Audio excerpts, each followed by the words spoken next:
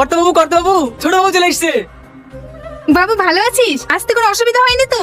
না না, অসুবিধা হয়নি। কি গো তুমি দাঁড়িয়ে থাকলে যে? বৌমাকে আশীর্বাদ করো। মা মুখটা একটু তুলো। আমি কি দেখছি? টনি টনি, আমাকে ঘরে নিয়ে যা। আমি কি দেখছি? না না, এটা হতে পারে না, এটা অসম্ভব। কর্তাবাবু, আমার ভীষণ ভয় লাগছে। হ্যাঁ হ্যাঁ, তোমরা সবাই ঘরে চলো।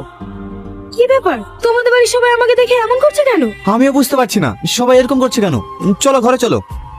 মা, তোমার সবাই সালমাকে দেখে ওরকম আচরণ করলে কেন? সবাই সালমাকে দেখে কেন এরকম করেছে তুই জানতে চাস? আয় আমার সাথে। এই তো দেখ, একে চিনতে পারছিস? চিনবো না কেনে? সে ছোটবেলায় দেখেছি। আমার সামাদ কাকু না? হ্যাঁ, এটা তো সামাদ কাকু। একে চিনতে পারছিস? এই মেয়েটা তো একেবারে সালমার মতন দেখতে। আমার মতো দেখতে।